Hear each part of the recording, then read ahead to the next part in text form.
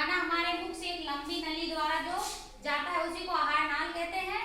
ठीक, इसी आहार नाल का अंग होते हैं कौन कौन से? मुख गुहा और ग्रस नली, आमाशय, छोटी आंत, बड़ी आंत। ठीक है, तो खाना सबसे पहले हम लोग खाना खाते हैं ना रोज? यस खाते हैं। तो खाना जब खाते हैं तो मुख द्वारा कहाँ जाता है? मुख गुहा में जाता है। ठीक, अब मुख गुहा में ही हमारे 4 प्रकार के दांत होते हैं जो पिछली कक्षा में हमने आपको बताए थे। ठीक, कौन कौन से होते हैं? नाम याद है किसी को? Yes ma'am. बताओ नाम।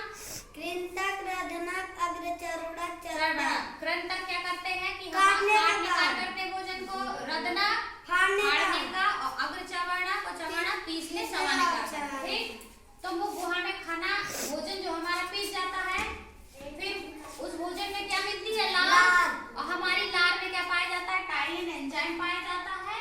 और ये टाइलिन एंजाइम क्या काम करती है? कार्बोहाइड्रेट को मीठे माल्टोज में बदल देती है, इसलिए हम लोगों को रोटी मीठी लगने लगती, बहुत देर तक चबाते हैं। ठीक, फिर भोजन हमारा कहाँ आगे बढ़ेगा? ग्रसनी में जाएगा, ग्रास नली में। तो ग्रास नली में और ग्रसनी में कोई पाचन का कार्य नहीं होता है भोजन में। ठीक, फिर भोजन आगे जाके हमारी आमाशय में जाएगा। आमाशय में जठररस का स्त्राव होता है। जठररस में पाचन एंजाइम, हाइड्रोक्लोरिक अम्ल और श्लेष्म पाई जाती है। जो पाचन एंजाइम होते हैं वो कौन कौन से होते हैं? पेप्सिन और रेनिन। पेप्सिन प्रोटीन को पचाता है, रेनिन दूध को दही में बदलता है। ठीक, और जो श्लेष्म क्या होती है? हमारे आमाशय के चारों ओर एक पतली दीवार होती है, उसी को हम श्लेष्म कहते हैं। वो श्लेष्म क्या करती है? हाइड्रोक्लोरिक अम्ल से आमाशय की सुरक्षा करती है। ठीक, नहीं तो ये अम्ल क्या करेगा? हमारे आमाशय को भी पचा देगा धीरे धीरे। ठीक, फिर आमाशय के बाद भोजन कहाँ जाएगा? छोटी आंत में जाएगा। कहाँ जाएगा? छोटी आंत में। छोटी आंत में। और छोटी आंत का जो अग्रभाग होता है उसी में भोजन का सबसे ज्यादा पाचन होता है। ठीक, छोटी आंत में ये जो बना हुआ है ये क्या है? ये यकृत है हमारा। ये यकृत हमारे शरीर की सबसे बड़ी ग्रंथि है जो किसका स्त्राव करती है? पित्त रस का। और ये पित्त रस आगे चल के ये छोटी सी पीली संरचना है पित्ताशय में इकट्ठा हो जाता है। ठीक, ये संरचना हमारी अग्नाशय है, इससे क्या? अग्नाशयी रस निकलता है। ठीक, फिर इन दोनों भाग के द्वारा ये रस नलियों के द्वारा छोटी आंत में जाता है, जहाँ भोजन का क्या करते हैं? ये लोग पाचन करते हैं। ठीक, और इस रस में जो एंजाइम पाया जाता है वो किसका? प्रोटीन का, वसा का पाचन करते हैं। ठीक, फिर छोटी आंत में सारे रस मिलके भोजन का पाचन हुआ। फिर भोजन छोटी आंत से छोटी आंत के अंतिम भाग में गया। कहाँ गया? अंतिम भाग में। ठीक, सब बच्चों को समझ में आ रहा?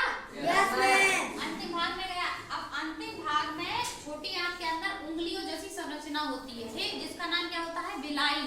ठीक, क्या नाम होता है? बिलाई। बिलाई क्या करता है? जो भोजन में पोषक तत्व होते हैं उनका अवशोषण करता है। ठीक, क्या करता है? अवशोषण करता है। ये देखिए एक रिएक्शन लिखे हैं जिसमें अवशोषण लिखे हैं। ठीक, तो अवशोषण कर लेता है। फिर जो बचा हुआ भोजन होता है उसको कोशिका शरीर की वृद्धि और जैविक क्रियाओं के लिए उपयोग करता है। ठीक, यानी कि इधर अवशोषण करके उसको हमारे शरीर में उपयोग कर लिया गया है। फिर भोजन का बचा हुआ भाग बड़ी आंत में भेजा जाता है। फिर उस भोजन में जो अतिरिक्त पानी की मात्रा होती है उसको क्या कर लिया जाता है? अवशोषित कर लिया जाता है। ठीक, और अवशोषित कर लिया जाता है। फिर वो भोजन किस रूप में आ जाता है? अर्धठोस रूप में आ जाता है। किस रूप में? अर्धठोस में। फिर वो अर्धठोस में आने के बाद बड़ी आंत उसको कहाँ भेज देती है? धीरे धीरे मलाशय में भेज देती है। कहाँ भेज देती है? मलाशय में। मलाशय में। फिर मलाशय से समय समय पर वह मल के रूप में गुदा द्वारा बाहर निकाल दिया जाता है। ठीक, तो ये पूरा क्या है? हमारा पाचन तंत्र है। और पाचन तंत्र को हमें क्रिया द्वारा भी यहाँ बताए हैं। क्रिया में पहले लिखा है अंतर्ग्रहण। इसका मतलब है जो हमने भोजन मुख गुहा में अंतर्ग्रहण किया वो, फिर उसका भोजन का पाचन होता है। पाचन का अधिकतर कार्य आमाशय में और छोटी आंत में होता है। फिर अवशोषण जो छोटी आंत के अंत में बिलाई होते हैं पोषक तत्व का अवशोषण होता है। फिर स्वांगीकरण, वो जो पोषक तत्व है उन्हें कोशिका शरीर की वृद्धि जैविक क्रियाओं में उपयोग करती है, उसी को क्या कहते हैं? स्वांगीकरण कहते हैं। फिर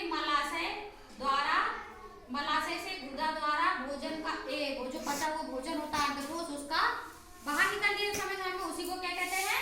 बहिक्षेपण कहते हैं। ठीक, तो ये पाचन तंत्र का चित्र है। यही हम सिस्टम पूरा हम मनुष्य के शरीर के अंदर है, आप सबके अंदर है। ऐसे ही भोजन खा के पूरा पाचन होता है भोजन का। ठीक, तो सब बच्चों को समझ में आ गया?